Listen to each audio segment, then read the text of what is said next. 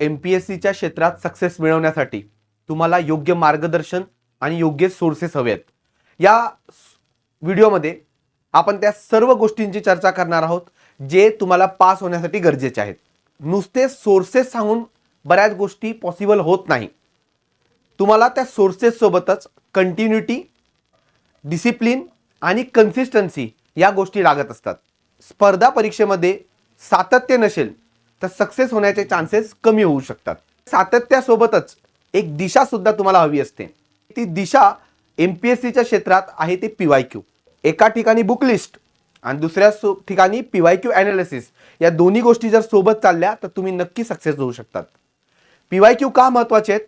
100 पैकी 61 प्रश्न हे थेट PYQ ओरिएंटेशनवरनं आलेले होते, म्हणून PYQ ला महत्त्व आहे. आणि त्यासाठी तुम्हाला बुकलिस्ट आणि PYQ यांना सोबत घेऊनच सक्सेस मिळवायचा आहे.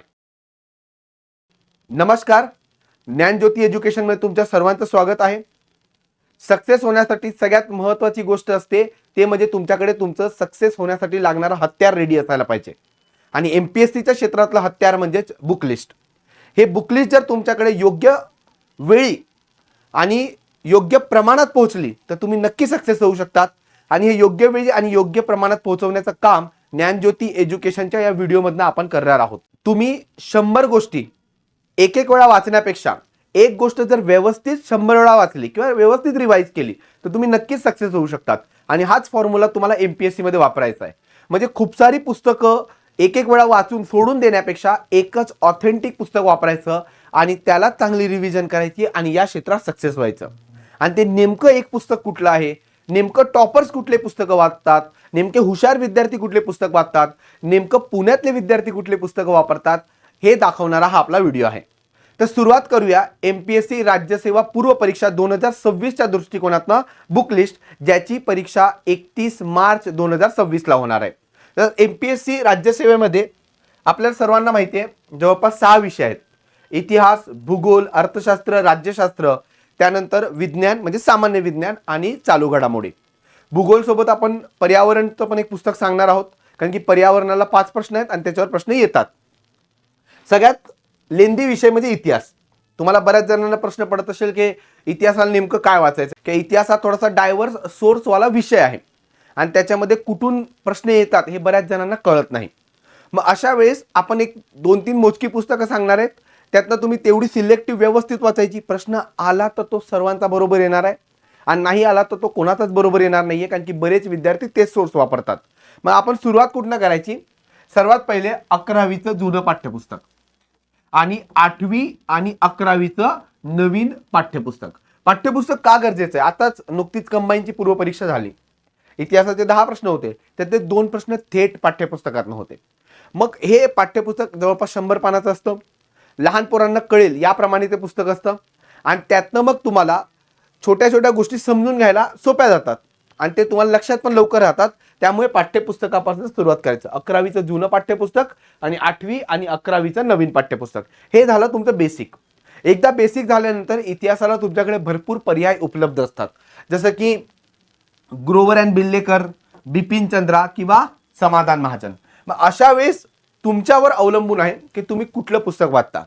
परंतु जर मोस्ट फेवरेट म्हटलं तर सध्या समाधान महाजन सरांचं पुस्तक सर्वजण वापरत आहेत.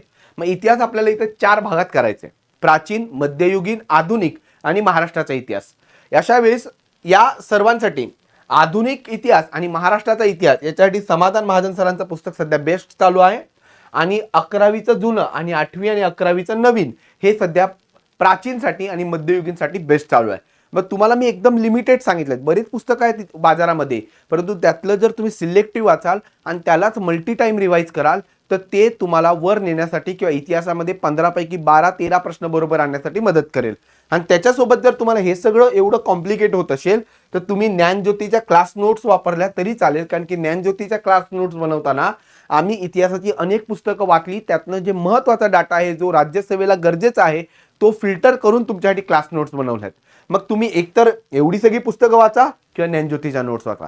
ज्ञानज्योतीच्या नोट्स या पुस्तकातूनच बनवलेल्या आहेत. याचा जो डाटा फिल्टर करून बनलेल्या या नोट्स आहेत. दुसरा विषय जो आहे, इथं मी फोटो पण काही लावलेले आहेत ज्याच्यामध्ये तुम्हाला दिसेल की आपले जे पुस्तकं आहेत ती कशी आहेत. आणि 8वी आणि 11वीचं जे इतिहासाचं पुस्तक आहे किंवा आपलं 11वीचं जुनं इतिहासाचं पुस्तक आहे ते मराठी ॲज वेल एज इंग्लिशमधनं पण आहे. त्याच्यामुळे तुम्हाला सोर्सेसचा काही प्रॉब्लेम येणार नाही. तसंच ज्ञानज्योतीच्या नोट्स ज्या आहेत त्या मराठी ॲज वेल एज इंग्लिशमधनं आहेत. तिथे तुम्हाला काही अडचण येणार नाही. पुढे भूगोल. भूगोलाचा जर राज्यसेवेचा सिलेबस बघितला तर त्याच्यामध्ये जगाचा भूगोल या टॉपिकवर सुद्धा प्रश्न आहेत आणि महाराष्ट्राचा भूगोल या टॉपिकवर सुद्धा प्रश्न आहेत. मग जगाचा भूगोल कुठनं वाचायचा? जर तुम्ही इंग्लिश मीडियममधनं करत असाल तर जेसी लिओन हे खूप छान पुस्तक आहे. तुम्ही याच्यातनं जगाचा भूगोल आणि भारतात जगाचं हवामान, भारताचं हवामान हे सगळे टॉपिक करू शकतात किंवा त्याऐवजी तुम्ही ज्ञानज्योतीच्या क्लास नोट सुद्धा वापरू शकतात. पुढे जर जग आणि भारत कंबाईन करायचं असेल तर तुम्ही NCERT 6वी ते 12वी करू शकता. त्यात पण टू बी स्पेसिफिक 11वीची NCERT वाचणं मस्ट आहे, कंपल्सरी आहे.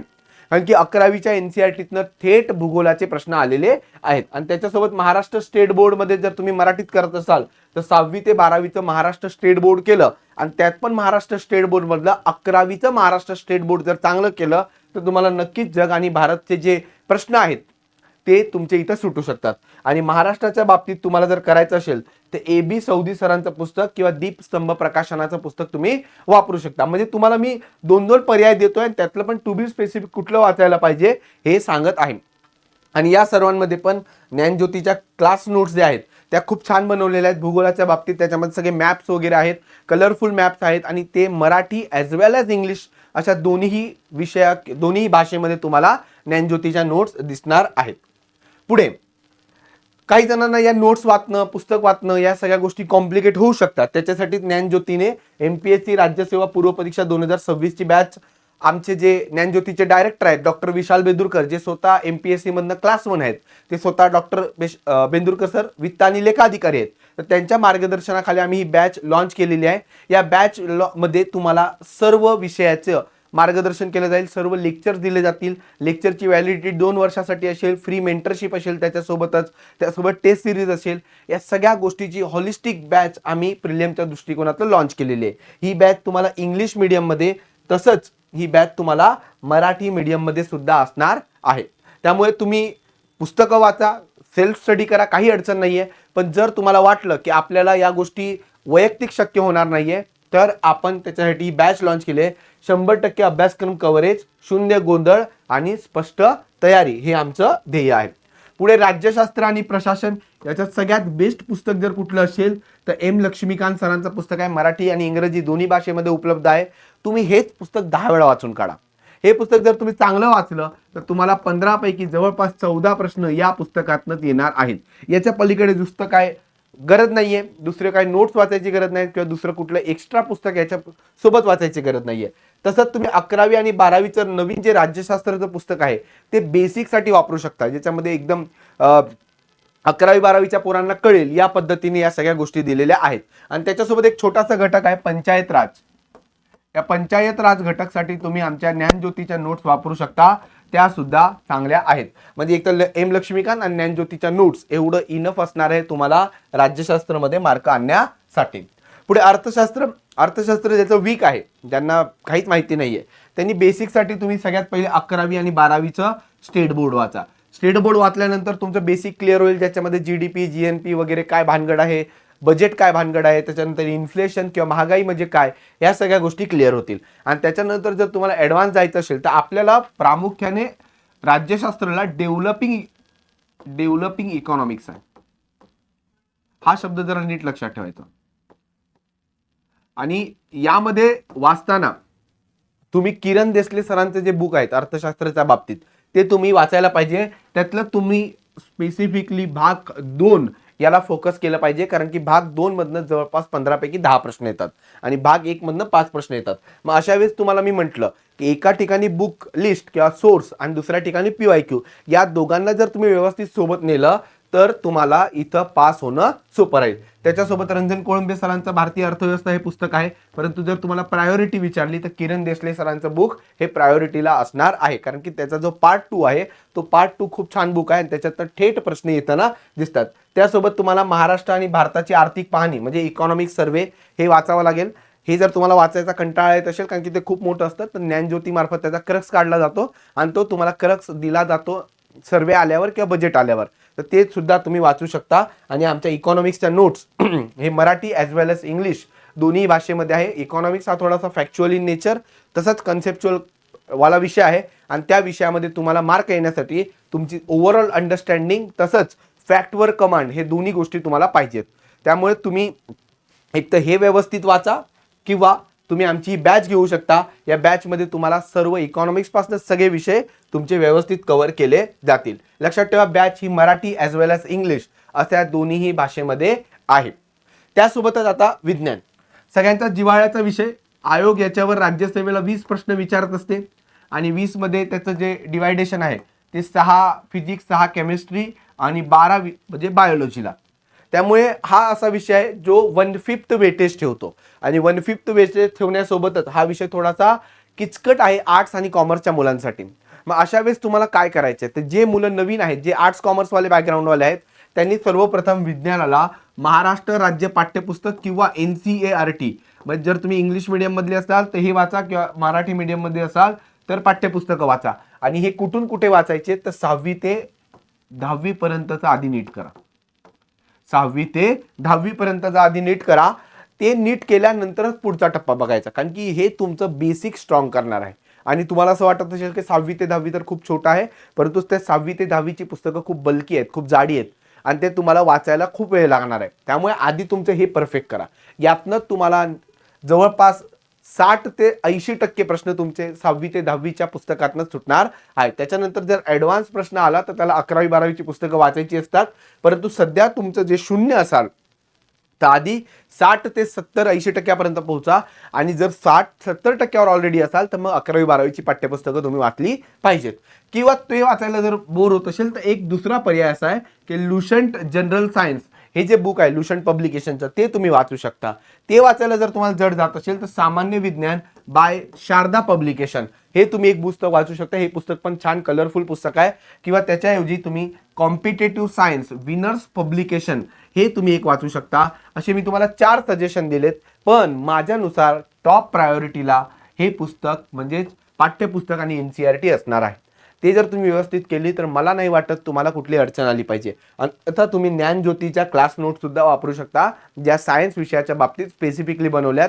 सायन्ससाठी इंग्लिशमध्ये ॲज वेल ॲज मराठीमध्ये अशा दोन्ही भाषेमध्ये आपण बनवलेल्या आहेत. त्यानंतर पर्यावरण 5 प्रश्न येतात आणि असं म्हणूया आपण पुण्यापासून तर दिल्लीपर्यंत सगळ्यात जास्त विज्ञानासाठी फेमस असलेलं पुस्तक म्हणजे शंकर IS एन्व्हायरमेंट. या तुम्ही नोट्स वापरू शकता. किंवा मराठीत जर तुम्हाला पाहिजे असेल तर पर्यावरण परिस्थिती की बाय डॉक्टर तुषार घोरपडे यांचं पुस्तक वापरू शकता. किंवा आमच्या ज्ञानज्योतीच्या सरांनी एक शॉर्ट नोट बनवलेली आहे एन्व्हायरमेंटसाठी, जेवढी गरजेची आहे तेवढी तुम्ही ज्ञानज्योतीच्या नोट्स वापरू शकता. म्हणजे आपण प्रत्येक ठिकाणी तुम्हाला 3-3, 4-4 पर्याय देत आहोत. त्या 3-3, 4-4 पर्यायापैकी तुम्ही एक पर्याय यूज करू शकता.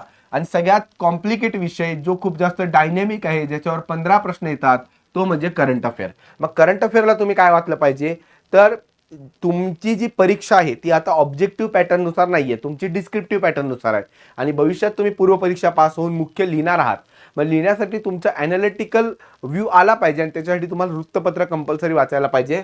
त्यातलं मोस्ट ऑथेंटिक वृत्तपत्र ज्याला सर्व दिल्लीपासनं तर म्हणजे पुण्यापासून दिल्लीपर्यंत सगळे मुलं वाचतात UPSC करणारी, कारण की त्यांचं पण डिस्क्रिप्टिव्ह आहे, तर द हिंदू पेपर. जर द हिंदूची भाषा थोडीशी किचकट वाटली किंवा कठीण वाटली तर तुम्ही इंडियन एक्सप्रेस हे वृत्तपत्र सुद्धा वाचू शकता. पण हे जे वृत्तपत्र तुम्ही वाचताय हे तुम्ही डिस्क्रिप्टिव्ह पॅटर्ननुसार जे मेन्स देणार आहात त्याचं ॲनालिटिकल व्ह्यू येण्यासाठी वाचत आहात. मग पूर्व परीक्षेला फॅक्च्युअल पॉईंट कसे कव्हर करायचे, तर फॅक्च्युअल पॉईंटसाठी 2 मॅगझिन फेमस आहेत. एक आहे सिम्प्लिफाईड पब्लिकेशनचं आणि एक आहे यशाची परिक्रमा. या 2 पैकी कुठलंही एक मॅगझिन मागच्या 12 महिन्याचं करंट अफेअर व्यवस्थित करायचं आणि पूर्व परीक्षेला 15 पैकी 10+ मार्क्स घ्यायचे. तसंच त्याऐवजी तुम्ही ज्ञानज्योतीचं मासिक जे चालू घडामोडीचं आहे, म्हणजे पर मंथ आम्ही काढतोच, जे एकदम सोप्या शब्दामध्ये आहे ते तुम्ही सुद्धा वाचू शकता. म्हणजे तुमच्याकडे हे पर्याय दिलेत. आणि जे मराठी मीडियमवाले आहेत त्यांनी लोकसत्ता किंवा सकाळ प्रायोरिटीने लोकसत्ता हे मॅगझिन किंवा हे वृत्तपत्र कंपल्सरी वाचायला पाहिजे. अशा पद्धतीने आपण सगळ्या गोष्टी सांगितल्यात. तुमच्यापैकी बऱ्याच जणांना या सगळ्या गोष्टी करणं शक्य नसेल तर तुम्ही आमची ही बॅच मराठीमध्ये घेऊ शकता किंवा इंग्रजीमध्ये घेऊ शकता. हे आमचं ज्ञानज्योतीचं सगळं मार्गदर्शन वगैरे म्हणजे तुमचा ॲड्रेस आणि सगळे कॉन्टॅक्ट नंबर वगैरे इकडे दिलेले आहेत. जर तुमच्यापैकी कोणाला काय अडचण आली, बुक लिस्ट बाबत असेल किंवा इतर कुठल्याही बाबत असेल, तर ज्ञानज्योती तुम्हाला फ्रीमध्ये मार्गदर्शन करायला रेडी आहे. तसंच हा व्हिडिओ जर तुम्हाला आवडला असेल तर तुमचे जे नवीन मित्र तयारी करत आहेत त्यांना नक्की पाठवा आणि आमच्या चॅनलला सबस्क्राईब करा. धन्यवाद.